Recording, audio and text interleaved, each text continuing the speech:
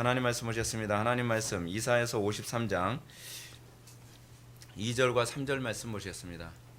하나님 말씀 이사야서 53장 2절과 3절 말씀 찾으셨으면 제가 봉독하겠습니다. 여러분들 구약성경 1033페이지입니다. 제가 봉독하겠습니다. 그는 주 안에서 자라나기를 연한 순 같고 마른 땅에서 나온 뿌리 같아서 고운 모양도 없고 풍채도 없은즉 우리가 보기에 흠모할 만한 아름다운 것이 없도다. 그는 멸시를 받아 사람들에게 버림받았으며 간고를 많이 겪었으며 질고를 아는 자라. 마치 사람들이 그에게서 얼굴을 가리는 것 같이 멸시를 당하였고 우리도 그를 귀히 여기지 아니하였도다. 아멘. 이 시간은 우리 웨스트민스터 소결의 문답 24번째 강의가 되었습니다. 그리스도의 낮아지심이라고 하는 부분을 살펴보도록 하겠습니다. 여러분들 제가 27문 질문할 때 여러분들 대답해 주시기 바랍니다. 그리스도의 낮아지심이란 무엇입니까?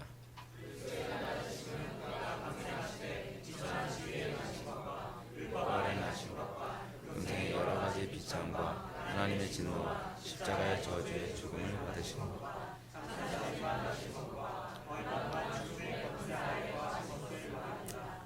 네, 우리가 오늘 지난 시간까지 그리스도의 삼직에 대해서 우리가 살펴보았습니다. 그리스도의 삼직, 그리스도의 그 세 가지 직분을 통하여서 우리는 그리스도인들이 어떻게 그 세 가지 직분에 참여하는가에 관해서도 우리 같이 살펴보았습니다. 하나님의 형상을 규정할 때에 하나님의 형상에 가장 근접한 최근에 이제 신학계에서 가장 하나님의 형상을 무엇으로 규정할 수 있을까라고 했을 때 하나님의 형상을 규정하는 아주 중요한 개념을 삼직이라는 개념으로 요즘 주장을 합니다. 그래서 여러분들 우리가 하나님의 형상의 회복이라고 얘기했을 때에 우리에게 나타나는 것이 사실은 왕직, 제사장직, 선지자직이라고 하는 이 삼직이 아주 선명하게 나타나야만 합니다. 우리가 예수 믿기 전에는 우리에게 나타나는 현상이 뭐냐면 우리는 하나님의 통치를 받고 하나님의 통치를 구현하는 왕으로서의 삶을 살지 않았습니다. 우리는 끊임없이 우리의 왕국을 만들길 원하고 우리는 마귀의 통치를 구현하는 마귀의 대리 통치자 역할을 하며 살았습니다. 이것이 우리가 예수를 믿기 전의 모습입니다. 그러면 우리가 예수를 믿게 되었다고 한다면 우리에게 나타나는 것이 무엇이어야만 하죠?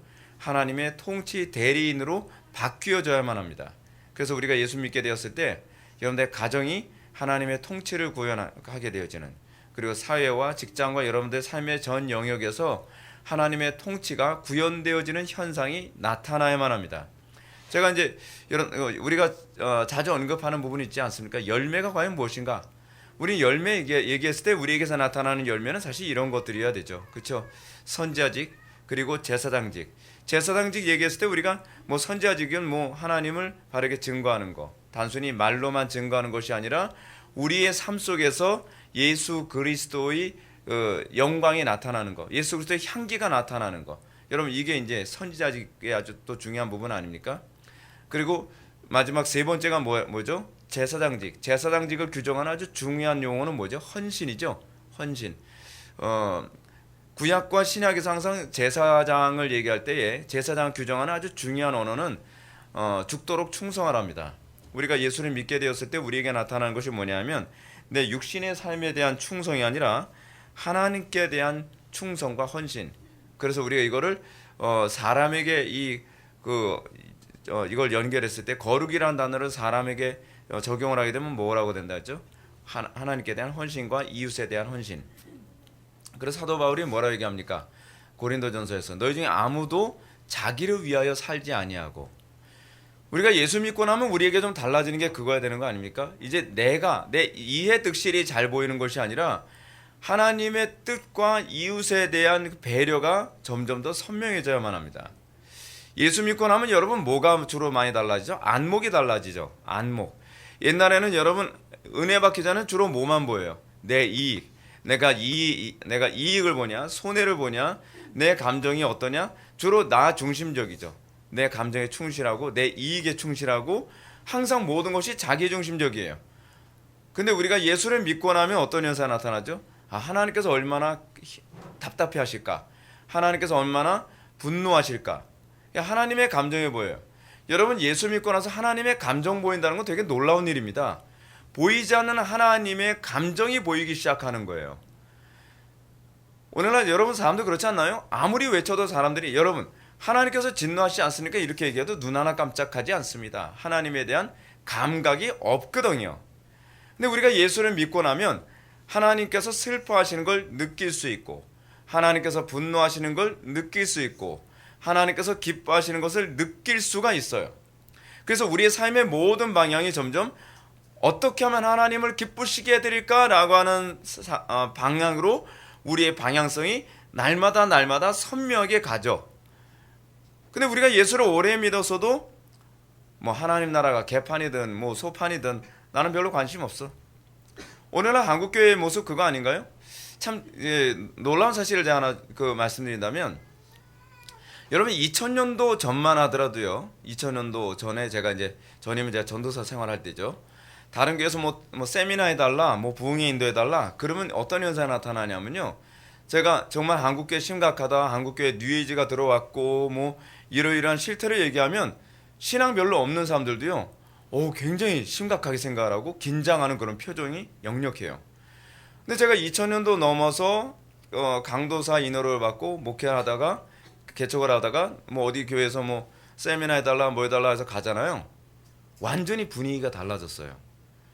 뭐 교회 안에 뉴에이지가 들어오고, 교회 안에 뭐 이런 뭐 예를 들어서 뭐 트레스티아스라든지 그렇지 않으면 요가라든지 이런 게 얼마나 심각한지 아냐 그래도요, 덤덤해요, 표정이.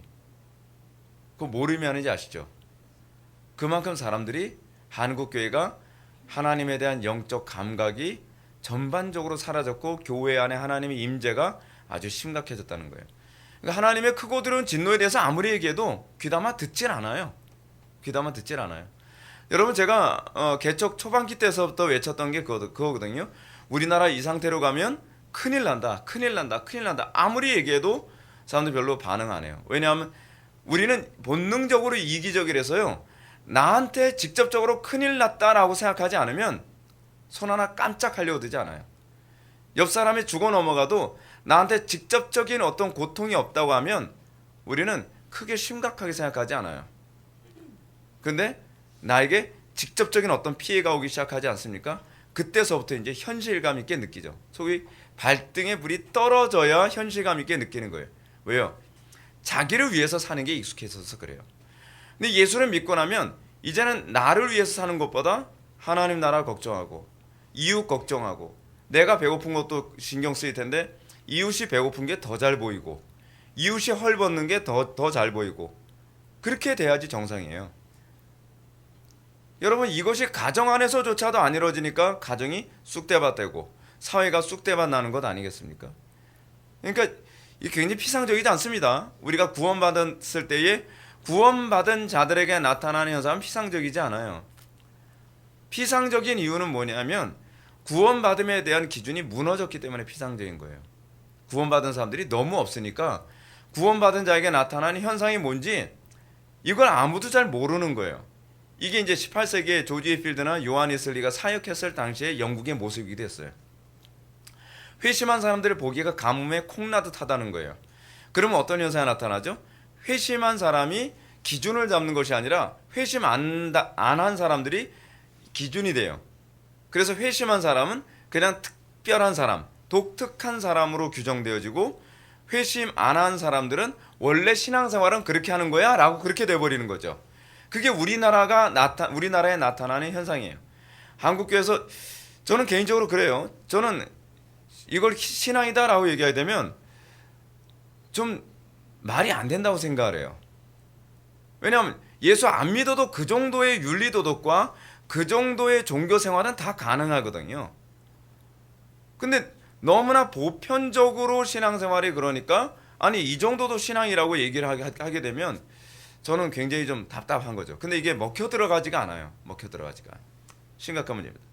자, 그럼 우리가 소결의 문답 13문부터 38문까지의 부분을 한번 좀 볼까요? 자, 오늘 우리가 보는 부분이 23문부터 38문 부분이죠. 그리스도께서 하신 일의 결과가 무엇인가? 왜 우리가 자꾸 그리스도께서 하신 일의 결과에 우리가 관심을 가져야 되는 거죠? 여러분 제가 여러분한테 그런 말씀 드렸습니다. 여러분들 은혜 받고 나면 여러분들이 주로 이제 어디에 관심을 갖는다고요? 하나님과 이웃에 대해서 관심을 갖게 된다 그랬죠. 한국교회 가장 심각한 문제가 뭔지 아십니까? 예수를 믿는다고 하는데 예수가 어떤 분인지 관심이 없어요. 하나님 믿는다고 하는데 하나님이 어떤 분인지 관심이 없죠. 그래서 한국교회에서 주로 뭘 안 가르치죠? 삼위일체는 안 가르치죠. 그리스도가 어떤 분인지 잘 안 가르치죠. 왜 안 가르치죠? 교인들이 관심이 없기 때문에 그래요. 문제는 이제 설교자도 관심이 없다는 것이 문제예요.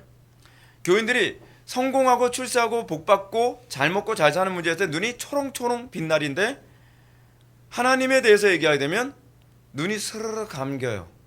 왜요? 관심이 없으니까. 저분하고 나하고 관계가 없으니까요. 여러분, 근데 제가 여러분한테 그런 말씀 드렸죠. 강단의 역할이 뭐라고요? 강단의 역할은 여러분 이게 이제 통합 측과 우리 그 개혁파를 추구하는 교회의 강단의 차이를 구분한다면 통합 측뿐만 아니에요.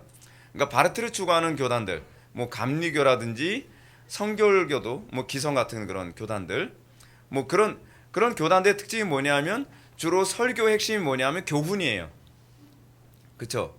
그래서 어떻게 우리가 도덕적으로 살 것인가, 어떻게 우리가 현명하게 살 것인가 이런 도덕적인 얘기를 하는 것을 되게 좋아합니다. 근데 도덕적인 얘기는 믿음이 없어도 사람들이 관심을 갖죠. 그렇죠? 근데 교회 성경이 얘기하는 적어도 우리 개혁파에서 얘기하는 강단의 역할은 교훈이 아니에요. 하나님이 어떤 분이시냐예요. 하나님이 어떤 분이시고 하나님께서 어떤 것을 기뻐하시고 어떤 것을 슬퍼하시거나 진노하시는지에 대해서 관심을 가져요. 왜냐하면 성경이 기록된 목적이 뭐죠? 하나님을 계시하는 데 관심이 있거든요. 여러분 교훈은요 어디 갔든지 다 들을 수 있어요. 아니 교회 아니더라도 여러분 어디 가든지 여러분 교훈은 다 들을 수 있잖아요. 윤리도덕적인 교훈, 사회적 교훈. 근데 그게 여러분 제가 큐티로 설교하는 거를 제가 부정적으로 보는 이유가 거기 있습니다. 큐티에 관심은 하나님이 어떤 분이신가에 대해서 관심을 갖지 않아요. 물론 큐티를 하는 사람들은 그렇게 얘기하지 않습니다. 무슨 얘기냐면 큐티를 하는 사람들이 이런 얘기하죠. 목사님 그건 몰라서 하는 사실은 소리고요. 저는 그런 식의 얘기 되게 많이 들었어요. 맨날 모른대요 저보고. 아니 모르는 게 아니라 핵심이 그거라는 거예요. 저도 큐티 다 해봤어요. 근데 큐티 하는 사람들이 뭐라냐면 적용을 하는 몇 가지 원칙이 있어요. 첫 번째 하나님은 뭘 원하시는가. 두 번째 우리는 그럼 어떻게 살 것인가. 뭐 이런 식의 어떤 목록을 하거든요. 근데 여러분 본문 한 20분 정도 묵상해가지고서 어떻게 하나님이 뭘 원하시는가를 어떻게 알겠습니까? 여러분 목사가요 몇 절 안 되는 가지고서 설교 준비하는데 여러분 단순히 20분 30분 가지고 설교 준비 못합니다. 그런 분이 있다고요? 그런 분들 같은 경우에는 강단에서 그냥 그 농담 따먹기나 하고 강단에서 생각나는 대로 얘기하고서 내려오시는 분들이 그러시고요. 실제로 성경에서 하나님이 어떤 분이신지를 알려면 굉장히 작업이 어려워요. 이 작업이. 그러니까 예를 들어서 누가복음 제가 이번에도 이제 그 안양대 신대원 그 학술 동아리 하면서 이런 얘기했어요. 성경 무호성에 관한 얘기를 제가 잠깐 언급하면서 성경 무호성 그 부분을 성도들이 물어봤을 때에 성경이 데이터적 정확성을 가지고 얘기하지 않는다는 걸 아주 간단한 하나의 실내 가지고 제가 설명을 했어요. 여러분들도 이거 기억해두게 되면 성경의 무오류성을 설명하는 데 굉장히 도움이 많이 됩니다. 성경에서 얘기하는 무오류성이라고 하는 것은요 단순히 마태, 마가, 누가, 요한복음에서 나오는 이 성경이 데이터상으로 전혀 오류가 없다는 개념이 아니에요. 단편히 예를 들어서 여러분 마태복음 5장에서 예수님께서 그 설교를 하신 장소를 어디라죠? 산 위에서 설교하셨다라고 얘기해요.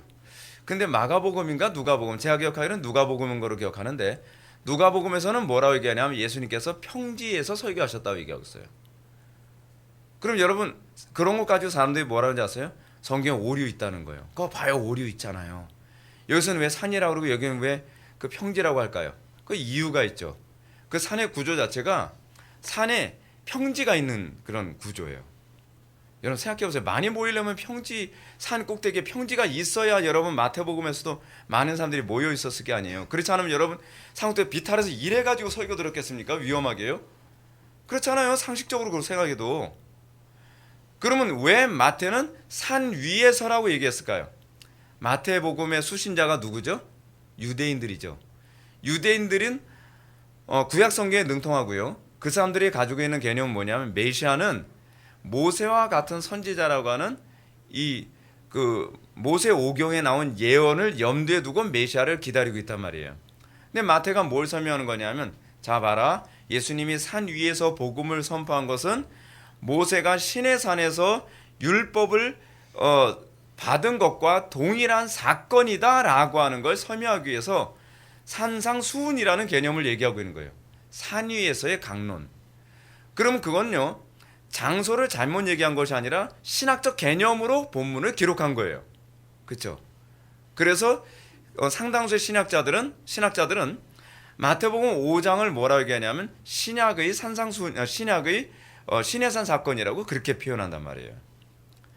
그러니까 우리가 성경을 읽을 때에 성경을 하나님이 어떤 분이신가라고 하는 것을 볼 때 20분 보고서 하나님이 이런 분이시다 그렇게 쉽게 얘기할 수 있는 게 아니에요.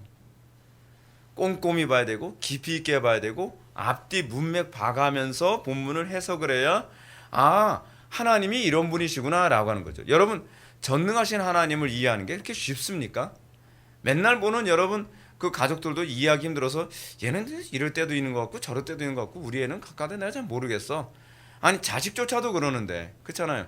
근데 전능하신 하나님을 이해하는 데 있어서 우리가 본문을 한 20-30분 그냥 스피드로 읽고 나서 하나님은 이런 분이시다라고 큐티라는 건 묵상이 많죠. 그 문제가 많죠. 근데 그런 묵상 설교를 하는 걸 사람들은 되게 좋아하죠. 왜요? 교훈적이니까. 근데 강단 설교의 목적은 교훈적인 게 아니에요. 여러분, 선지자들이 설교하면 사람들이 좋아합니까? 싫어합니까? 싫어하죠. 왜냐하면 교훈적인 설교가 아니라서 그래요. 하나님이 이런 분이시고 하나님이 이런 것을 혐오하시고 하나님께서 이런 것을 기뻐하신다라고 하는 하나님 중심적으로 얘기하는 거예요. 그래서 여러분, 선지자가 하는 일은 뭐냐면 항상 하나님 편에서 얘기를 해요. 하나님 편에서 얘기하니까 사람들은 불편해하죠. 그게 이제 특징이에요. 그래서 제가 언젠가 요한계시록 제가 강의하면서 여러분한테 그런 말씀을 했죠. 선지서와 묵시문학의 차이가 뭔지 제가 말씀드렸죠. 선지서와 묵시문학. 선지서는 주로 하나님의 말씀을 대언하는 입장이고 묵시문학은 주로 그 사람 입장에서 위로해주는 그런 것과 많이 관련을 맺고 있다고 제가 여러분한테 말씀드렸죠. 예. 그래서 여러분, 우리가 끊임없이 예수님께서 하신 일의 결과가 무엇인가 이것을 아는 것은 굉장히 중요한 일입니다. 예수님께서 무엇을 하시는 것을 알게 되면 그 다음에 무엇과 관련을 맺죠? 그럼 우리는 어떻게 살 것인가와 관련을 맺어요. 여러분, 제가 이런 말씀 드릴게요. 여러분들이 선행을 하는데 관심 갖지 마세요. 내가 의로운 행동을 하는 것에 관심 갖지 말라는 거예요. 제가 지금 무율법주의 얘기하는 거 아닙니다. 여러분들의 관심이 뭐냐 하면 그리스도와 동행하는 것에 관심을 가져야 된다는 거예요. 우리는 그리스도와 동행하지 않으면서도 선행을 했다는 것에 자꾸 만족하는 경향이 있어요. 내가 종교행위를 잘했다는 것에 주로 만족해한단 말이에요. 신앙생활은 자기 만족이 아니에요, 여러분. 우리는 간혹가다 이런 경향이 있어요. 종교 생활을 하면서도 하나님을 만족시켰는지에 관심을 갖지 않고 내가 오늘 만족했기 때문에 은혜가 됐다고 생각을 해요. 그리고 여러분, 우리가 이웃에게도 우리 나눌 때도 그렇습니다. 이웃에게 우리가 사랑을 베푸는 거 좋죠. 근데 여러분 그거 알고 계세요? 상당수의 사람들이 이웃에게 사랑을 베푸는 이유가 자기 의로운 이 본성을 만족시키기 위해 그거 하고 있다는 거 아세요? 이거 굉장히 큰 죄악입니다. 그러니까 우리는 이런 식으로 하잖아요. 이웃에게 뭔가 해주고 나서 그 사람이 만족스러워하지 않으면 아니 이 정도 해줬으면 만족해야지 라는 태도가 굉장히 많아요. 그거는 자기 만족이었다는 거거든요. 여러분, 우리는 어떻습니까? 우리는 공동체 지체들 한 명 한 명 대하면서도 지체들에게 정말 최고의 유익을 주고 만족을 주는 데 관심을 갖고 살아갑니까? 아니면 내가 이렇게 했다는 것에 만족하며 살아갑니까? 그러니까 상당수의 교회들이 이제 바퍼주는 프로그램 하는 그 교회들 많이 있잖아요. 근데 바퍼주는 프로그램, 이제 여러분 제가 언젠가 이런 걸 본 적이 있어요. 그 천재, 그러니까 미국의 로열라 대학교에 들어간 그 천재 소년이 있는데 14살에 로열라 대학에 들어갔어요. 그것부터 우리는 기분이 나쁘죠. 예. 우리는 14살 때 뭐 했지? 그러면서요. 근데 그 로열라 대학교에 들어간 그 아이를 아버지가 얼마나 인격적으로 교육시키기 위해서 힘을 썼냐면 걔를 새벽 일주일에 두 번인가 세 번은 꼭 새벽에 일으켜서 깨워서 걔를 데리고 노숙자들 화장실 청소를 시켰어요. 왜냐하면 네가 공부를 잘하기 이전에 너는 인간부터 돼야 돼. 너는 그 사람들의 어려움이 어떤 것인지 알아야 돼. 라고 그걸 가르치기 위해서 그 냄새나는, 그러니까 노숙자들 자체도 냄새나는데 화장실이 깨끗할 리는 없겠죠. 근데 그런데 데리고 가서 화장실 청소를 시키면서 그 사람들의 그 삶을 바라보도록 만들었죠. 여러분, 좋은 교육입니까? 나쁜 교육입니까? 좋은 교육입니다. 굉장히 좋은 교육입니다. 근데 여러분, 여기서 하나님이 빠지면 어떤 문제가 발생하는지 아십니까? 자기의가 생겨요. 자기 만족, 자기의에 대한 만족. 교회 안에서 그게 되게 많아요. 저는 제가 한국 교회를 보면 율법주의자들을 대량 생산하고 있다고 생각되는 경향이 얼마나 많은지 몰라요. 하나님이 좋아하셨느냐 기뻐하셨느냐, 이웃에게 정말 유익을 끼쳤느냐 그렇지 않았느냐에 대한 관심보다는 주로 뭐에 관심을 많이 갖죠? 여러분, 예를 들어서 특세 같은 거 합니다. 그럼 뭐죠? 출석부에 출석 체크하고 가요. 자기가 얼마나 기도 많이 했는지 그건 관심이 없어요. 일단은 목사님 눈에 눈도장 찍고, 그리고 내가 새벽 기도에 열심히 나왔다는 것에만 만족하죠. 그건 뭐죠? 아무것도 아니에요, 결국은. 아니, 하나님을 기쁘시게 해드리는 것도 전혀 안 됐고요. 그리고 자기 만족을 하고서 그냥 뿌듯한 마음으로 가는 거예요. 그건 신앙이 아니에요. 우리가 항상 신앙생활에서 조심해야 될 게 그거예요. 여러분들은 종교생활이요, 나 만족하기 위해서 종교생활하는 거 아닙니다. 근데 우린 그거에 너무 익숙해져 있어요.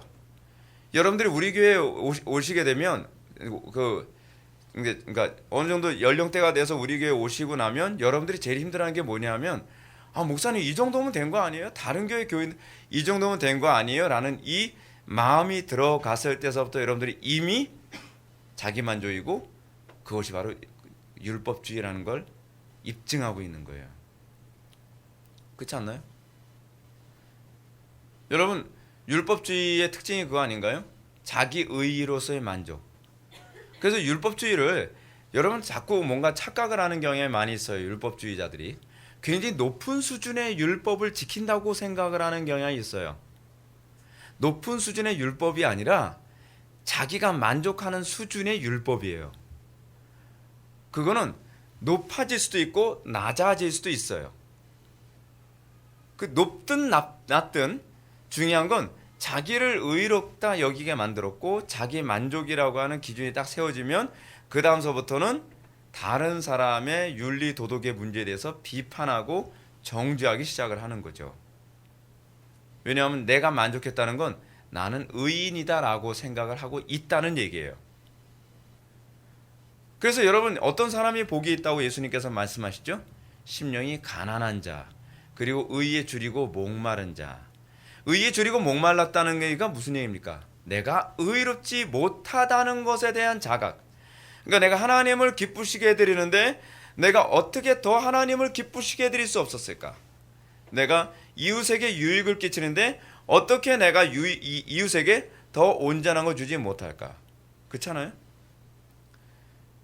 여러분들, 단편의 예를 들어서 제가 여러분한테 그런 말씀 드리잖아요. 제가 설교하고 나면 항상 더 온전한 설교를 할 수 없었을까? 더 유익을 끼치지 못할 수 없었을까?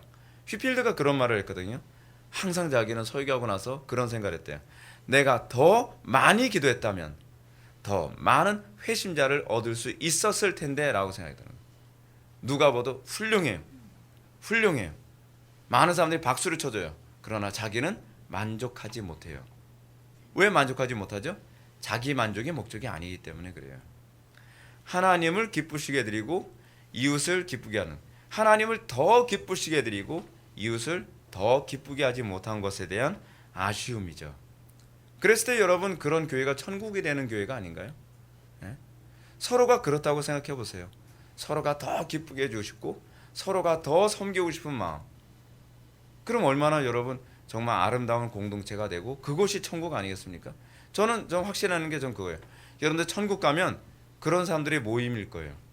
그렇죠? 천국 가면 더 못해줘서 안 다니는 사람들이 모임이에요. 천국과 지옥의 차이는 뭐냐면 장수적 차이이기보다는 마음가짐의 차이 아닌가요? 마음가짐. 그게 예수 믿음이에요. 그게 예수 믿음. 어저께 한미연합 뭐예요?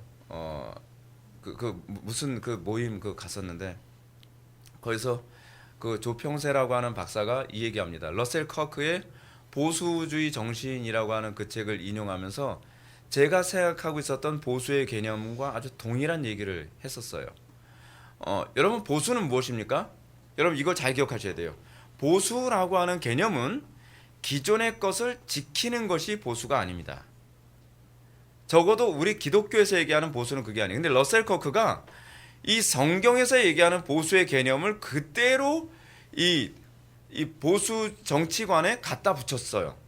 너무나 적용을 잘했어요. 보수라고 하는 것은요, 제가 맨날 하는 얘기가 그거잖아요. 우리는 항상 어디에 관심을 갖는다고요? 온전에 관심을 갖는 거예요. 온전에 관심을 갖죠. 그래서 보수주의자들은 과거에 이런 폼을 가졌으니까 이 폼을 계속 지켜내겠다는 것이 아니라 하나님께서 규정하신 온전이라고 하는 그 폼이 있어요. 우리에게는요. 우리가 예수를 믿고 난 이후서부터는 마치 이데아처럼 온전이라고 하는 어떤 개념이 우리에게는 있어요. 그래서 이전보다 더 온전할 수 없을까? 이전보다 더 온전할 수 없을까라고 해서 하나님께서 정하신 스탠다드의 온전을 향해서 날마다 가는 것. 그렇게 됐을 때 보수 정신은 어떻게 되냐면 진보가 될 수밖에 없어요. 보수는 퇴보일 수 없어요. 보수는 무엇이 가장 훌륭한 스탠다드인지를 알고 기준이 있고 그 가장 스탠다드한 그곳을 향해서 날마다 더 온전을 향해 가는 거예요. 그래서 교회가 무서운 거예요. 보수적인 교회가 무서운 이유가 바로 거기 있습니다. 소위 진보라고 하는 성향들은 진보일 수가 없어요. 왜냐하면 일단은 스탠다드라고 하는 기준이 없어요. 그러니까 내가 행동하는 것이 진보인지 보수인지를 알 수가 없어요. 여러분, 예를 든다면 이렇습니다. 내가 뒤로 가는지 앞으로 가는지를 알 수 없다고 한다면 그것이 보수인지 진보인지 퇴보인지를 여러분 어떻게 측정할 수 있죠? 그렇잖아요. 오늘날 우리는요, 진보라고 하는 이 얘기를 할 때는 반드시 어디가 앞이고 어디가 뒤인지에 대한 기준이 분명할 때 가능합니다. 그렇죠? 근데 소위 진보주의자들이라고 하는 사람들은 뭐냐면 이것이 진보인지 아닌지는 몰라요. 그냥 소위 해결의 변증법적 관점하에서 정반합으로 끊임없이 정반합 하면 나중에 이것이 진보로 가겠지라고 얘기를 하는 거예요. 무슨 말인지 여러분 아시죠? 근데 문제는 정반합에서 진보로 간다고 보장 못한다는 겁니다. 근데 보수는 방향이 분명하죠. 왜냐하면 성경이 얘기하는 명확한 스탠다드가 있다는 걸 우리는 알아요. 성경이라고 하는 명확한 스탠다드가 있어요. 그리고 이 명확한 스탠다드가 진리라는 걸 알죠. 그래서 우리는 그 진리를 향해 달려가는 것. 그러면 진보죠. 근데 이전보다 더 온전함을 향해서 달려가니까 진보인 거예요. 약간만 좀 더 어려운 얘기 할게요. 미셸 푸코라고 하는 사람이 있습니다. 미셸 푸코라고 하는 사람, 이 프랑스 사람인데 미셸 푸코는 뭐라고 얘기하냐면 세상에 진리는 존재하지 않는다고 그렇게 생각을 했어요. 그럼 진리는 뭐냐? 진리는 상대적이라고 생각해. 이게 어려운 얘기하니까 여러분 분위기 나빠지네. 그러니까 그냥 제가 짧게 얘기할게요.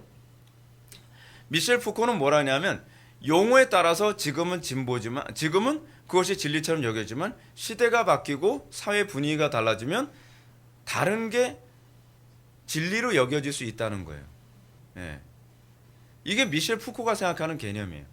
이 사회는 점점요 어떻게 돌아가냐면 기준을 스스로 자꾸 포기해요. 기준을 포기하면 여러분 내가 전진하고 있는지 후진하고 있는지 좌로 가고 있는지 우로 가고 있는지 알 수 있나요? 모르잖아요. 근데 이게 이 세대로 가는 거라니까요. 여러분 우리가 보수적인 신앙을 가지고 있다고 했을 때 보수는요 퇴보나 그렇지 않으면은 그 과거의 것에 얽매여 있는 사람이 아닙니다. 그래서 보수라고 하는 것은 어떠냐면요 옳다고 생각했던 옛적에 정말 옳은 길을 갔다고 하는 그것에 교훈을 얻고 거기다가 어떻게 살아가는 거냐면 다시 또 탑을 올려가듯이 살아가요.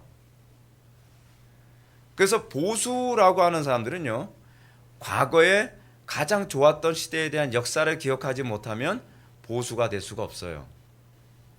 그러니까 여러분 우리 기독교가 보수라고 했을 때 기독교 보수는 어떠냐면 우리의 신화의 선배들이 외쳤던 교리적 체계를 지키는 게 아니에요. 지키는 건 기본이고요. 그 지킨 것에 더 온전한 성경적인 것을 찾아가요. 올리고 더 올리는 거죠. 밑바탕은 뭐죠? 우리의 신화의 선배들이 쌓아놓은 것 위에 올리는 거예요. 그것이 보수예요. 그래서 역사를 중요시 여겨요. 보수는요. 근데 우리가 여러분들 신앙이 보수인지 아닌지 제가 그 구별하는 시금석을 제가 뭐라고 말씀드릴까요? 그건 분명해요. 여러분들이 어디다 쌓아놓고 살고 있는지 모르고 있으면 여러분들은 신앙적으로 좌익이에요. 여러분들이 기존에 우리의 신앙의 선배들이 아주 잘 해놓은 그 역사와 신앙의 틀 위에 여러분들이 거기에 쌓고 있다고 한다면 여러분들 신앙은 보수적인 것이죠. 그래서 신앙은 점점 올라갈 수밖에 없어요. 보수는 점점 더 진보할 수밖에 없어요. 말 그대로 진보할 수밖에 없어요. 왜냐하면 그게 보수니까요. 이해가 되십니까? 뭐 안 되시면 뭐 기도하세요. 기도하시면 주님께서 또 역사하시겠죠. 자, 그럼 한번 들어갑시다.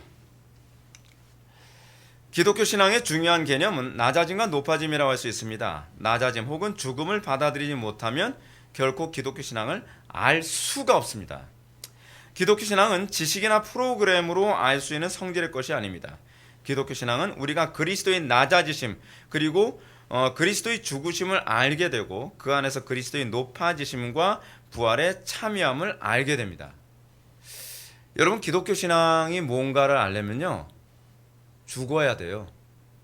죽지 않고서는 기독교 신앙을 알 수가 없습니다. 제가 얘기하는 건 기절이 아닙니다. 죽는 겁니다. 그래서 예수 믿는 게 좁은 문이라는 거예요. 그래서 예수 믿는 것을 제대로 아는 사람들이 많지가 않죠. 예. 왜요? 우리는 자존심 안 상하고 고통 안 당하고 편안하게 얼마든지 예수를 믿을 수 있다고 생각해요. 근데 성경은 그렇게 얘기하지 않아요. 예수 믿는 신앙생활은 뭐냐면 옛적 삶의 죽음이고 새로운 삶의 시작이에요. 그게 예수 믿는 거예요. 종교 생활이 아니에요. 옛적 삶이 죽지 않으면 부활한 삶이 무엇인지 알 수가 없습니다. 여러분들 기독교 신앙을 자꾸 잘못 이해하는 경향이 많이 있어요. 지식을 많이 알면 기독교 신앙의 삶이 가능하다고 생각합니다. 그렇지 않습니다. 기독교 신앙은 죽음에서부터 시작을 합니다. 그래서 십자가 신앙을 얘기하는데 십자가는 양면이 있죠. 한쪽은 죽음이고 한쪽은 부활입니다. 죽음을 모르면 부활은 올 수가 없죠.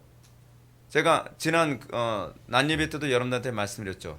죽음이 더 상위 개념이죠. 부활이 더 상위 개념이죠.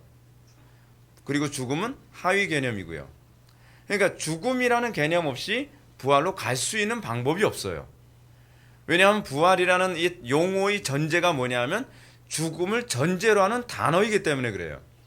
기독교 신앙의 핵심은 부활에 있지 죽음에 있지 않거든요. 그 죽음은 하나의 프로세스에 불과해요. 이 죽음이라고 하는 과정을 통과하지 않으면 부활이라고 하는 목적지에 도달할 수 없기 때문에 그래요. 그래서 기독교 신앙을 이해하는 이 시작은 죽음에서부터 시작을 합니다. 여러분들이 우리 교회에 와서 처음에 되게 힘들어하는 이유가 어디 있냐면 여러분들이 이 과정이 있어요. 여러분들은 우리 교회 오게 되면 좀 죽어야 돼요. 뭐가 죽어야 되죠? 여러분들 참 어렵죠? 여러분들 이제까지 우리 교회에 오시기 전에 다른 교회에서 신앙생활했던 모든 것들을 포맷시키는 법을 배워야 돼요. 근데 포맷시키는 법을 배우지 못하면 여러분들은 우리 교회에서 아무리 오래오래 신앙생활해도 여러분들은 안 달라집니다. 다른 교회에서 여러분 아무리 감동적으로 신앙생활했다고 해서 여러분 그거 받지 마세요. 제발. 여러분들이 지금 여러분들의 신앙생활에 진보가 안 나타난 이유를 저는 굉장히 잘 알거든요. 여러분들이 인정하든 인정하지 않든 여러분들은 다른 교회에서 신앙생활에 그게 옳다고 생각하는 영역이 아직까지 많이 남아 있어요. 너무나 훌륭한 목사님들 밑에서 신앙생활했기 때문에 그래요. 근데 그 목사님들 여러분들 존경을 했든 존경하지 않았든 그거 중요한 문제 아니에요. 이번에도 우리가 노회에서 시차례를 제가 월요일날 갔다 왔는데 같이 카페에서 마주 앉아서 목사님들하고 나눴던 대화가 그거예요.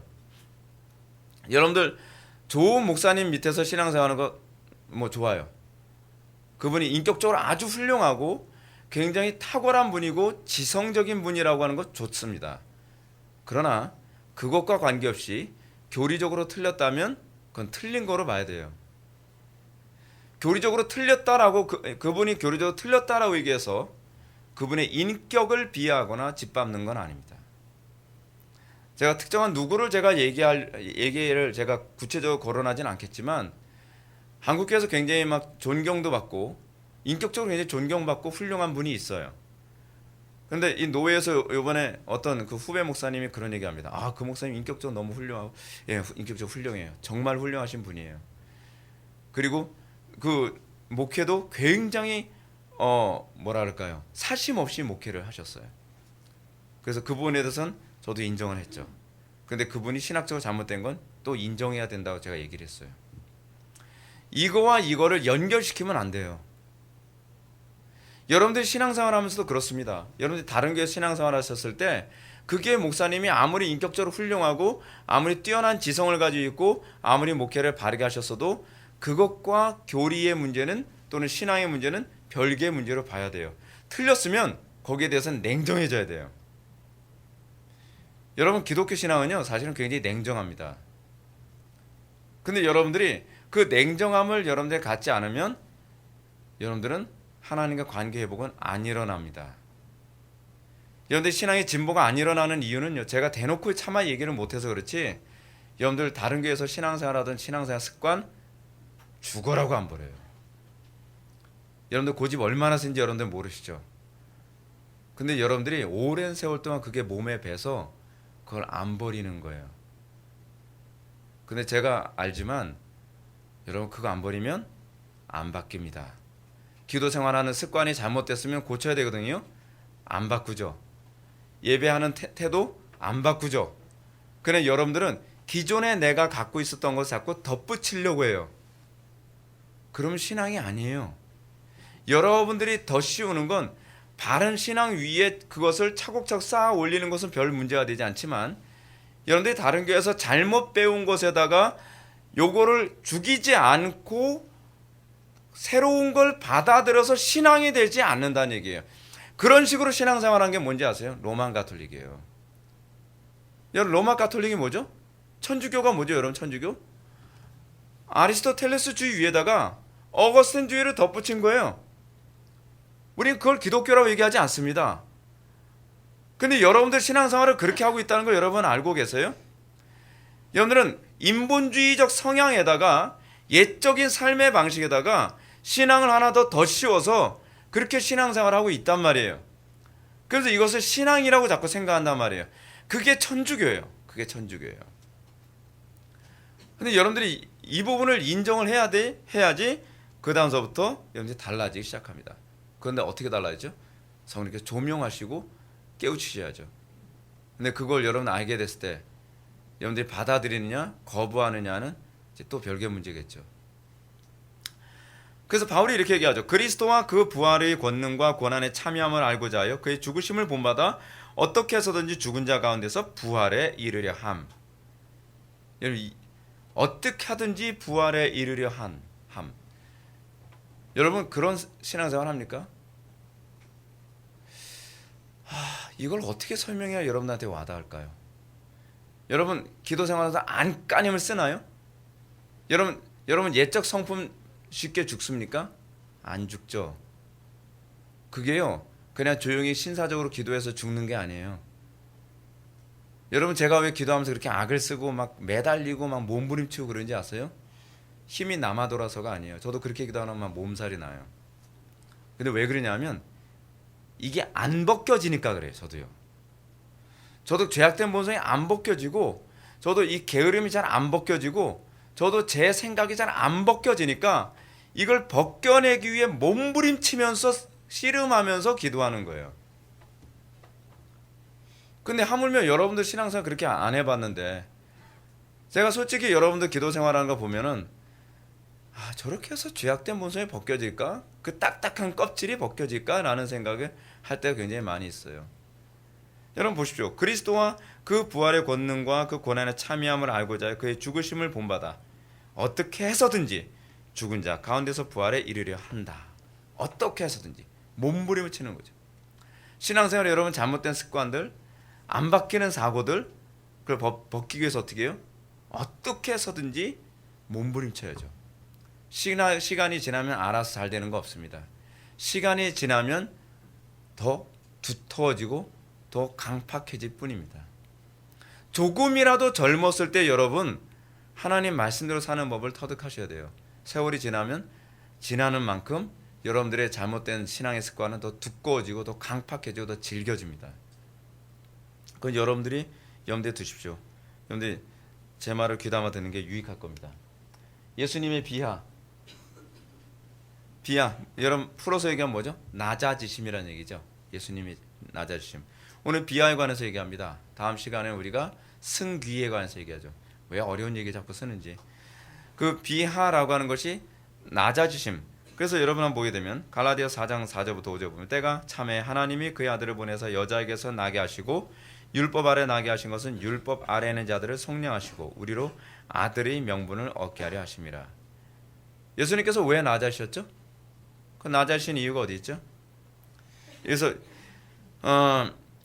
한번 보면 예수님의 구원 사역은 자신을 인간의 수준으로 낮추시는 것에서 출발하였다. 그러나 이것이 예수님의 신성을 제한했다고 이해해서는 안 되죠. 예수님은 완전히 하나님이시면서 동시에 완전한 인성을 추구하셔서 스스로 낮추신 겁니다. 예수님은 당신의 신성을 제한한 것이 아니라 절제하신 겁니다. 그래서 예수님이 그 신성이 그 줄어듦은 없어요. 그러나 그것을 절제하신 거죠. 왜 절제하셨죠? 그분이 우리에게 구원을 주시기 위해서입니다. 자, 그럼 한번 볼까요? 왜 주님은 자신을 낮추셔야만 했는가? 이 부분 한번 보겠습니다. 그 이유는 예수님께서 인류를 창조하시기 위해서입니다. 여기서 하나 더 이제 추가를 해야 되는데 예수님께서 인류의 죄악의 문제를 해결하시기 위해서입니다. 인류의 죄악의 문제를 해결하시기 위해서는 낮아지셔야 되죠. 예를 들어서 한번 봅시다. 남미에 들리는 그 오랜 세월 동안 내려온 전설이 있습니다. 그 전설이 있는데 그건 제가 어떤 선교사님이 쓴 책에서 나온 내용이에요. 실제로 그 일이 있었다 그러는데 전도하러 갔더니 복음을 전했더니 그 남미에 있는 원주민들한테 복음을 전했더니 그 원주민들이 깜짝 놀라는 거예요. 왜 놀라냐면 그거요. 우리한테 대대로 내려오는 전설하고 너무 똑같아요 라고 얘기하는 거예요. 뭐가 똑같은데요? 그랬더니 얘기를 해주는데 이렇게 얘기합니다. 하루는 어떤 사람이 나무 밑에서 앉아서 쭈그리고 앉아서 이렇게 내려다보는데 개미들이 막 왔다 갔다 막 하고 그런 게 보이더라는 거예요. 근데 그 지역이 이제 댐 공사를 해가지고 다 물로 이제 완전히 다 그 차게 될 그 지역이거든요. 근데 이 사람이 개미를 보면서 개미가 굉장히 불쌍하게 여겨졌던 거예요. 그래서 야, 이 개미들은 이러다가 죽을 텐데 그 자기네들 죽는지도 모르고 지네들끼리 뭐 땅 파고 뭐 재밌게 놀고 있네. 큰일이다. 이 개미들한테 이 사실을 알려줘서 이사를 가게 만들어줄 수 있으면 좋을 텐데 그런 생각을 했다는 거예요. 근데 그 생각을 하는데 이 원주민이 개미가 된 거예요. 개미가 돼가지고 개미들한테 이런 얘기를 해주는데 개미들이 이걸 인정을 안 한다는 거죠. 무슨 큰 홍수 하나가 뭐가 나 막 그러면서. 그래서 그 개미가 이 개미로 된 이 사람을 못 살게 굴고 괴롭히고 나중에 뭐 죽였다든가 너무 오래돼서 저도 잘 기억이 잘 안 나요. 그런 사건이 전설로 왔다 자기들한테 주어졌다는 거예요. 신기하지 않나요? 근데 여러분 사람이 개미가 됐다고 생각해 보십시오. 대단한 비하죠. 그렇죠? 굉장히 낮아지신 거죠. 하나님께서 인간이 되셨다는 것은 마치 개미가 된 것 못지않을 만큼 아니 훨씬 더 비하죠. 왜냐하면 창조주가 피조물의 수준으로 떨어진 거니까요. 우리를 구원하시기 위해서는 하나님께서는 인간이 되셔야만 된다는 것이죠. 그래서 예수님은 둘째 아담으로 오셨습니다. 그 이유가 뭐냐면 새로운 인류의 시작을 하기 위해서죠. 바울은 그런즉 누구든지 그리스도 안에 있으면 새로운 피조물이라 이전 것은 지나갔으니 보라 새 것이 되었도다라고 했습니다. 예수님께서 인성을 입고 오신 것은요, 첫째로 아담으로부터 태어나 멸망하게 된 인류가, 그러니까 첫째 아담으로부터 태어나 멸망하게 된 인류가 둘째 아담으로부터 다시 태어나 거듭나는 거죠. 새로운 인류가 되도록 하는 데 있었죠. 그래서 고린도전서 15장 45절 보면 기록된 바 첫사람 아담은 산 영이 되었다함과 같이 마지막 아담은 살려준 영이 되었나니 라고 얘기합니다. 구원이 뭐죠? 구원은 둘째 아담을 통해 다시 태어나야만 하는 거예요. 새로운 인류가 되는 거예요. 그래서 로이드 존스는 뭐라고 얘기하냐면 그리스도인이란 마치 외계인과 같이 인종 자체가 다르다라고 얘기를 해요. 그래서 우리는 구분된 존재라고 얘기 안 하죠. 구별된 존재라고 얘기해요. 그러니까 류 자체가 다른 거예요. 여러분 원래 철학에서 그 종과 류를 얘기할 때 류는 어디에 사용하는 거죠? 그러니까 종과 종이 완전히 다를 때 류라고 하는 단어를 사용하는데 거기서 구별이라는 말을 사용합니다. 구별. 그러니까 예를 들어서 파충류와 포유류는 구별된 관계죠. 그렇죠? 무슨 말인지 아시죠? 근데 예를 들어서 개와 고양이는 구분하는 거죠. 예, 같은 동물이라고 하는 류 안에서요. 포유류 안에서. 그런 식이 되는 거예요. 우리가 세상 사람들과 구별된다는 것은요, 세상 사람들과 우리는요, 물과 기름처럼 섞일 수가 없는 존재가 되는 거예요. 류 자체가 완전히 달라요. 그러니까 완전히 새로운 인류라고 얘기를 해요. 근데 여러분들이 이걸 느껴야 돼요. 문제는 이걸 그냥 지식으로 받지 말란 말이에요. 여러분들은 안 믿는 사람들과의 관계에서, 불신자들과의 관계에서 여러분들은 그런 걸 느끼냔 말이에요. 이것이 어느 정도죠? 가족과의 관계에서조차도 섞일 수가 없는 거예요. 친한 친구와의 관계에서도, 그리고 부부 관계 안에서도 섞일 수가 없어요. 왜냐하면 완전히 다른 인류가 됐기 때문에 그렇습니다. 근데 오늘날 한국교회의 특징이 뭐죠? 잘 섞여요. 그리스도인과 비그리스도인의 구별이 없죠. 그건 뭐예요? 새로운 피조됨, 새로운 창조됨이 그들에게 없다는 겁니다. 예수님께서는 우리를 낮추셔야만, 예수님께서 당신 자신을 낮추셔서 궁극적으로 목표로 하신 것은 당신을 통해, 예수님 자신을 통해 새로운 인류가 만들어지길 원하는 거예요. 그래서 어떤 인류죠? 마지막 아담이신 예수님과 동일한 그 영광에 참여하는 거죠. 한번 볼까요? 요거는 잠깐만 좀 설명 마십시다. 개혁파는 성육신이 인간의 타락 때문에 필요했다고 가르칩니다. 그러나 루터교와 다른 개혁파 어떤 학자들은 성육신 같은 엄청난 일이 우연적일 수 없으며 또한 사람의 돌발적이고 임의적인 행동과 같은 죄에서 그 원인을 찾을 수 없다고 봅니다. 성육신은 인간의 타락 여부와 관계없이 하나님의 본래적 계획에 포함되어 있다는 말이죠. 무슨 얘기냐면 성육신은 인간이 타락 안 해도 성육신 사건은 나타났을 거라고 보는 거예요. 근데 우리 개혁파, 전통적인 개혁파 입장에서는 아니다. 이건 인간이 타락했기 때문에 성육신 사건이 있었다. 왜냐하면 성육신 사건은 우리를 구원하시기 위한 하나님의 작정이었기 때문에, 선하신 작정이기 때문에 그렇게 보는 거죠. 그래서 폴코프는 성경이 언제나 성육신이 사람의 죄를 조건으로 하셨다는 것을 나타낸다고 주장합니다. 이런 주장은 자칫 범신론적으로 사람을 인도하기 쉽기 때문이라고 얘기하는 거죠. 자, 요거는 그냥 이 정도로 합시다. 별로 여러분들이 자세히 알지 않아도 상관없으니까. 예수 그리스도의 낮아지심의 상태를 봅시다. 첫 번째 우리가 소개를 문답 보게 되면 강생하시되 비천한 지위에서 낮아지심이라고 얘기합니다. 여러분들 예수님에게서 이 나타난 사건은 우리에게도 그대로 적용되어진다는 관점을 항상 보면서 이걸 들으셔야 됩니다. 그리스도의 낮아지심의 시작은 그분이 비천한 지위로 오셨다는 겁니다. 여러분 우리가 예수를 믿으면서 나타난 현상 중 하나 뭔지 아십니까? 우리가 지위가 낮아지는 일이 자꾸 생긴다는 거예요. 여러분 초기 때서부터도 여러분 예수 믿는 사람들은요, 고위 관직자였던 사람조차도 사회적 지위가 예수 믿는다는 이유 하나만으로 쫓겨나거나 낮아지는 경우가 상당히 많이 있죠. 근데 여러분 그거 두려워하지 마세요. 여러분들 우리가 그리스도인다운 삶을 살게 됐을 때에 가장 첫 번째 우리에게 일어나는 것이 뭐냐면 세상 사람들에게 멸시받고 세상 사람들에 의해서 낮아짐을 당하는 겁니다. 근데 그것이 끝까지 가지 않는다는데 소망을 두시라는 거예요. 하나님께서 낮추실 뿐만 아니라 높이시기까지도 하신다는 사실입니다. 근데 문제는 하나님께서 높이시기 전에 여러분들 스스로 높이려 하지 말라는 거예요. 거기서 인위적인 행동을 통해서 분란이 생기고 거기서 하나님 영광이 자꾸 가려지죠. 우리에게 필요한 건 뭐예요?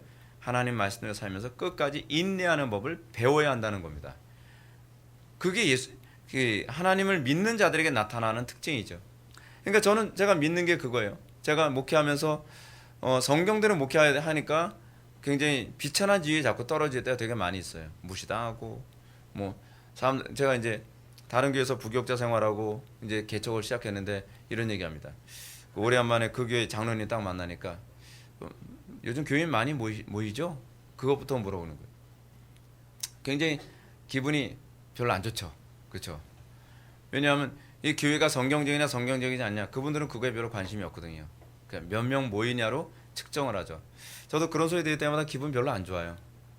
근데 저는 항상 믿는 게 그거죠. 하나님께서는 내가 끝까지 인내하며 성경대로 살면 때가 되면 높이시리라. 성경에 나오는 얘기잖아요. 그리고 때가 되니까 하나님께서 자꾸 높이실 때가 되게 많이 있어요. 여러분들 저한테서 나타나는 현상을 보면서 여러분들도 소망을 가졌으면 좋겠어요. 그러니까 제가 왜 이렇게 목회를 하면서 여러분들한테 자꾸 보여주고 싶어 하냐면 여러분들 하나님 말씀대로 살면서 현재 되게 하나님께서 낮추시는 것 같은 어려움이 있을 때 김 목사가 이런 가운데서도 하나님께서 가까다 높여주시는 거 보면서 위로가 됐으면 좋겠다는 거죠. 사도 바울이 그런 얘기하잖아요. 우리가 고통당하는 것이 너희들에게 위로가 되고, 그렇죠? 우리가 또 하나님께서 위로를 받을 때 너희들에게 위로가 되리라. 그렇잖아요. 그게 저는 목회자가 또한 해야 될 일이라고 생각을 해요.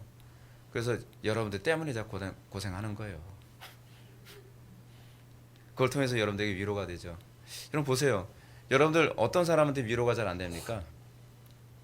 저 사람 태평하고 근심 걱정 없고 저 사람은 얼마나 팔자가 좋아서 저렇게 인생살이 편하게 할까? 그 사람이 옆에서 아무리 충고해주고 위로해준다고 위로 안 됩니다. 그런데 그 못지않은 고난, 사도 바울이 그 고린도 교회를 향해서 얘기하는 것처럼 내가 저는 그 정도는 아니지만 40대에서 한 대 감화매를 맞고 폭풍의 위험도 당하고 막 그런 모든 것을 얘기하면서 그것이 너에게 위로가 되지 않냐라고 얘기하잖아요. 근데 여러분 목회자는 그런 것 같아요. 목회자는 성도들한테 위로가 되게 하도록 하기 위해서 그런지 몰라도 고생을 직사도록 해요. 마음고생도 직사도록 하고 그렇게 해서 어떻게 해요? 정말 하나님 말씀대로 살려고 하는 성도들에게 목사님도 그런데 우리도 그런 게 당연하구나. 근데 우리는 더 높이 봐야죠. 예수님도 그러신데 우리도 그런 게 당연한 거 아니겠어요? 사도들도 그랬는데 우리도 그런 거 당연한 거 아니겠습니까? 그래서 우리의 고난 다음이 너에게 위로가 되고 우리가 위로받음이 또한 너에게 위로가 된다. 왜요? 그 가운데서 높이시는 하나님의 은혜를 간증할 때 나도 높이시겠구나. 나도 때가 되면 높이시겠구나. 때가 되면 하나님께서 나를 위로하시겠구나. 그러므로 우리는 뭐 해야 된다? 주님께서 우리 높이실 때까지 인내하며 믿음의 선한 경주를 해야 되겠구나 라고 생각하게 되는 거죠. 여러분들에게 이 위로가 좀 주어지길 바랍니다. 그리스도의 낮아지심의 시작은 그분의 비천한 지위에서 오셨다는 것이고 비천한 지위란 첫 번째로 성육신입니다. 하나님께서 육신을 입고 이 땅에 오신 거예요. 우리의 수준으로 내려오신 거예요. 그리고 스스로 피조물의 몸을 취하셨다는 얘기죠. 두 번째로 그리스도께서는 왕처럼 영광스러운 지위가 아닌 가난한 목수의 아들로 초라한 마구간에서 태어나셨다는 점입니다. 이것이 우리에게 또한 위로가 되죠. 예수님이 왕의 아들로 옛날에 그 부처는 왕의 아들로 딱 태어났잖아요. 그렇죠? 석가모니가요. 근데 우리의 예수님은 그게 아니시죠. 철저히 낮아지셔서 우리에게 위로가 되게 하셨다는 사실입니다. 자, 율법 아래 복종하신 뭘까요? 그리스도께서는 율법 앞에서 자율적인 존재로 살지 않으셨습니다. 성자께서는 율법이 부여자가 되셨을 뿐만 아니라 스스로 율법 앞에 복종하심으로 아버지께 대한 순종과 경외심을 보이셨습니다. 그래야 모든 시험과 유혹을 친히 당하셨죠. 이는 마지막 아담으로서 사신 것이며 그리스도 안에서 거듭나게 된 인류의 삶을 친히 실천하신 겁니다. 그리스도께서는 율법을 지키셨어요. 그리고 이제는 그리스도 안에서 태어난 사람들만이 이제 어떻게 해요? 새로운 피조물로서 살게 되죠. 왜죠? 그분이 생명나무이기 때문에 그래요. 요한계시록에서 그러잖아요. 우리가 그리스도 안에서 태어나는 것만이 새로운 피조물이 되는 거예요. 그건 아담에게 요구되어졌던 부분이거든요. 근데 그렇게 마지막 아담으로서 예수님이 살도록 하기 위해 예수님께서는 하나님 아버지께서 정하신 율법에 100% 복종하시고 우리는 그리스도를 믿음으로 말미암아 그 의에 참여하게 되는 거죠. 그래서 예수님께서는 어떻게 하셨어요? 율법 아래서 살게 되신 것입니다. 자, 세 번째로 볼까요? 금생의 여러 가지 비참함과 하나님의 진노와 십자가의 저주를 맛봄.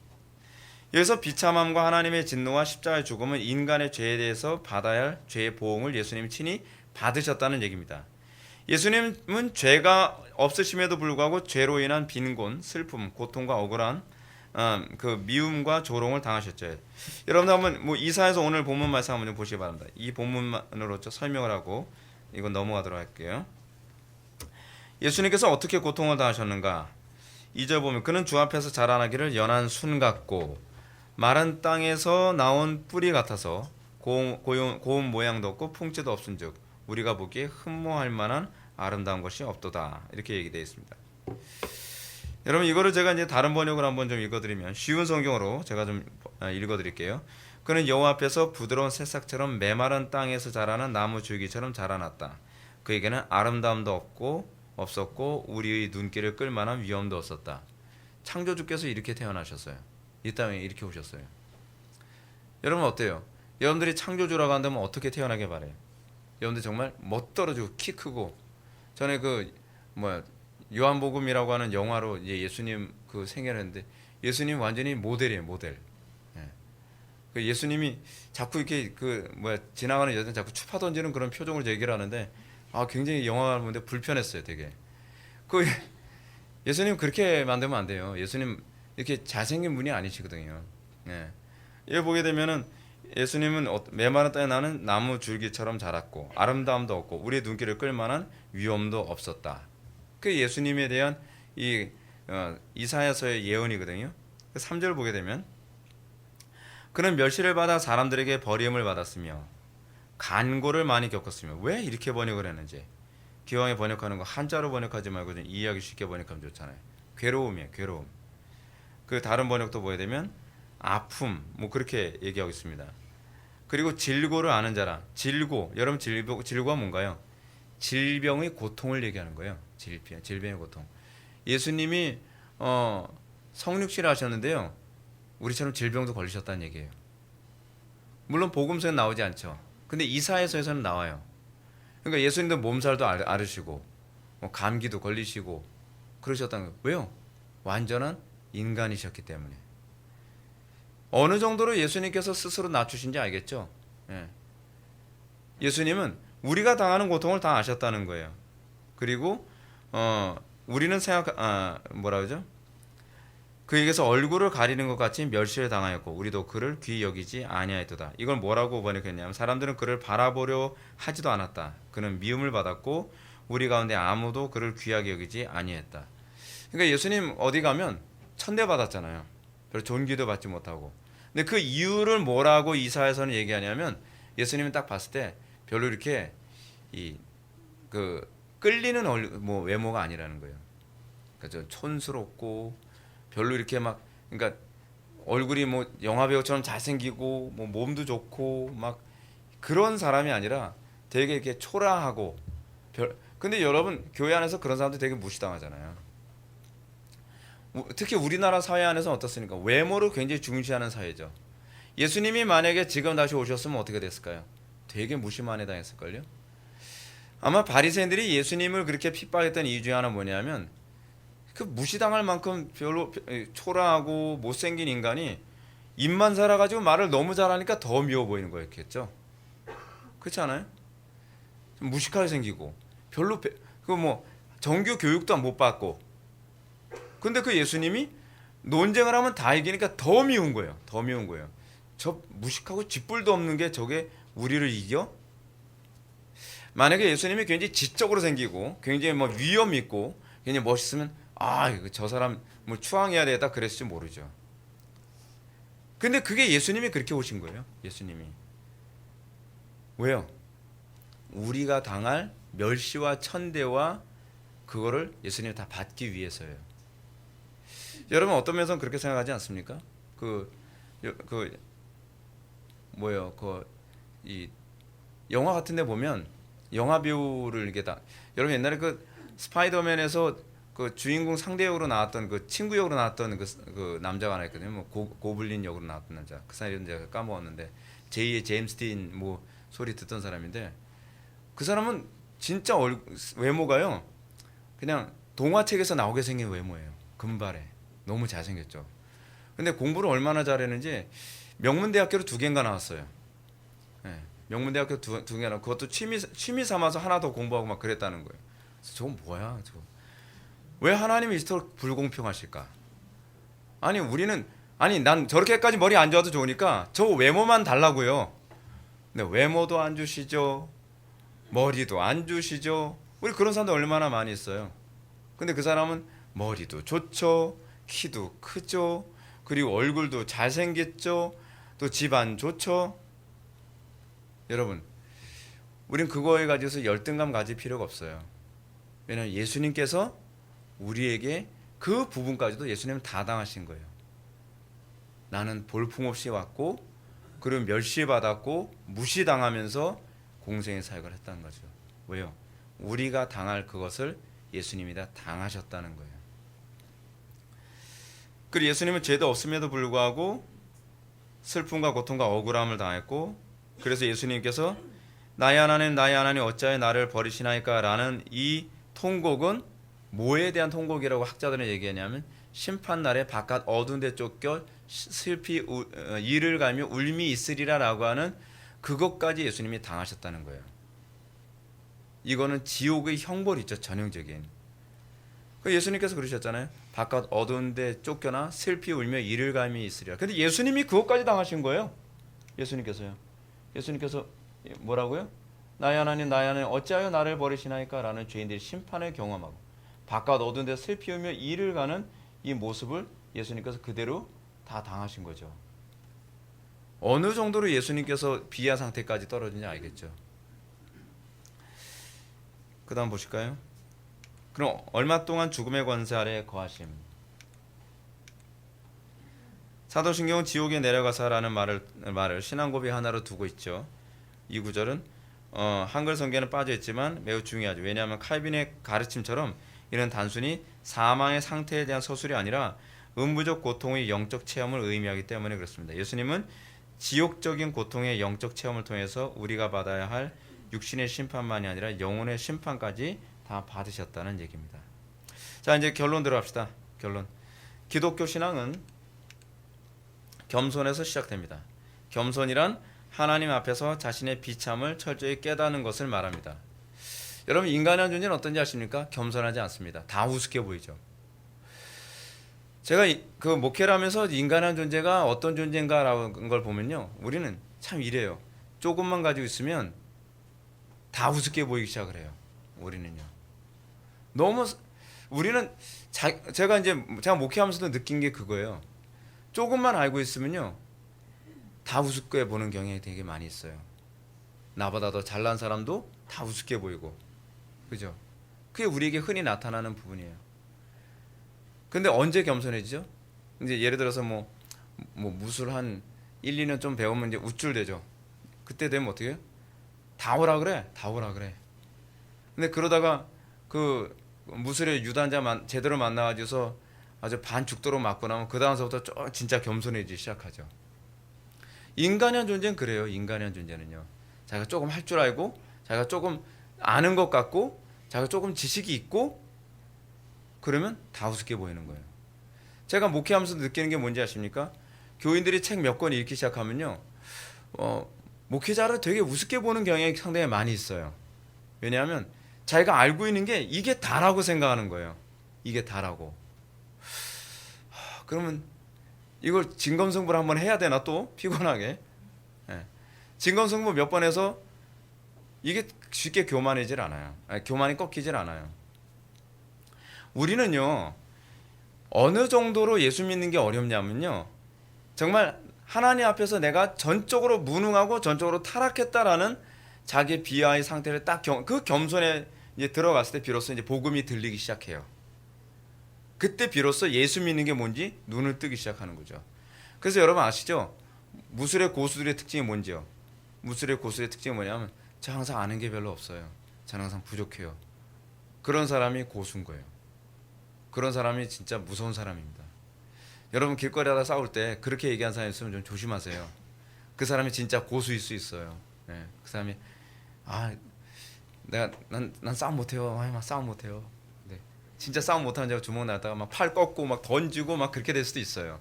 네, 진짜 고수일 수 있다는 얘기예요. 신앙생활에서도 그래요. 신앙생활에서도 뭔가 영적 생활의 진리에 대해서 눈이 떼어지기 시작하면 내가 아는 게 별로 없는 것 같아요. 그게 공포로 밀려와요. 내가 너무 부족하다는 것 때문에 너무 괴로워요. 근데 초보 때는 안 괴로워요. 다 알게 된 것 같거든요. 학자고 뭐고 다 우습게 보여요. 그래서 여러분 신학교 때 어떤 사람이 제일 무서워요? 신학교 1학년이 제일 무서워요. 예. 하룻강아지 법무서운지 모른다고 신학교 1학년 되면 뭐 신학서적 몇 권 읽고 나니까 엄청난 신세계를 만났거든요. 그러니까 막 다 아는 것 같아요. 다 아는 것 같아요. 교수들도 다 우습게 보여요. 근데 2학년 되면 조금 겸손해져요. 예. 학점이 잘 안 나오거든요. 예. 이제 3학년 되면 어떻게 해요? 3학년 되면 이제 점점 더 겸손해져요. 그리고 여러분 그 대부분 어떨 때 이제 진짜 겸손해지기 시작하냐면요, 신학교 졸업하고 개척하면 이제 비로소 이제 겸손해지기 시작해요. 잘 안 되거든요. 잘 될 줄 알았는데 개척해가지고 배도 굵고 고생 직사하도록 하고 그러나면 그 다음서부터 이제 배움의 자세가 되기 시작하는 거예요. 그게 인간입니다. 그래서 하나님께서는 복음을 접하게 하는 것도요, 고난이라는 과정, 낮추심이라고 하는 과정을 거치시고, 우리가 괜히 교만하거든요. 그리고 나서 그릇을 만드시죠. 복음을 들을 수 있는 상태. 여러분 이게 그래서 무술 영화에서도 그런 얘기 하잖아요. 그 우습게 볼 부분이 아닌데, 무술 영화에서도 어떻게 해요? 얘가 무술을 배울 만한 마음의 자세가 될 때까지는 뭐예요? 맨날 물동이에다가 물 떠오라 그러죠. 맨날 물 떠오래요. 사부님 벌써 물 떠온 지 제가 3년입니다. 언제쯤 가르쳐 주실 거예요? 그래서 너 지금 많이 배우고 있어. 제가 뭘 배웠다고요? 그래서 다리 봐. 너 다리 지금 무다리 됐잖아. 이제 무술에 이제 초보가 이제 시작되는 거야. 그래서 겸손해진 모습을 보면 하나씩 가르치기 시작을 하는 거죠. 근데 이건요, 진리예요. 하나님도 우리 그렇게 가르쳐요. 복음이 여러분 왜 안 들어간지 아세요? 겸손하지 않아서 그래요. 배고프지 않아서 그래요. 산의 진미 다 갖다 줘봐요. 배부른 놈한테는 여러분 소용없습니다. 그렇잖아요. 근데 배고픈 사람한테는 짜파게티 하나만 갖다 줘도요, 뭐 너무 좋은 거죠. 예. 짜파게티 우습게 여기지 말라고요? 저도 좋아하긴 하는데 하여간 그렇다는 얘기예요. 여러분 우리가 어떤 사람이 제일 복인지 아셔야 돼요. 겸손한 게 복이에요. 들리는 게 복이에요. 여러분의 마음에 새겨지는 게 복입니다. 따라서 우리가 예수 그리스도의 나자심에 참여하게 되는 것은 비로소 겸손하게 될 때 예수님의 나자심을 사모하고 비로소 예수 그리스도의 높아지심에 이제 참여하게 되죠. 예수님의 이 낮아지심은 단순히 자신만 낮아지심을 말하지 않고요, 이 낮아지심은 결국 그분이 연합되는 모든 교회가 보여주어야 할 모습이기도 합니다. 여러분 예수 믿는 거 힘든 거 압니다. 그러나 여러분들에게 그 낮아지심이 올 때까지 하나님께서 여러분들을 다루실 겁니다. 충분히 낮아지시면 그때 비로소 복음이 보이기 시작하고 복음이 귀에 들리기 시작할 겁니다. 여러분들에게 그 은혜가 속히 임하기를 주님의 이름으로 축원합니다. 네, 끝입니다. 기도하시겠습니다. 사랑이 많으신 하나님, 우리의 마음이 겸손하고 낮아져서 복음이 생명처럼 여겨질 수 있도록 은혜 베풀어 주옵소서. 우리가 배가 불러 음식을 버리는 것과 같은 그 죄악된 삶을 살지 않게 해주시고, 하나님께서 우리에게 허락하여 주신 이 은혜를 우리가 만끽하고 감사하며 하나님의 말씀을 설사로 우리가 쏟아놓는 것이 아니라 날마다 이 말씀을 우리의 양식으로 삼아 이전보다 더 주님을 닮아가는 그 은혜에 참여케 하여 주옵소서. 예수님의 거룩하신 이름으로 기도올렵나이다. 아멘.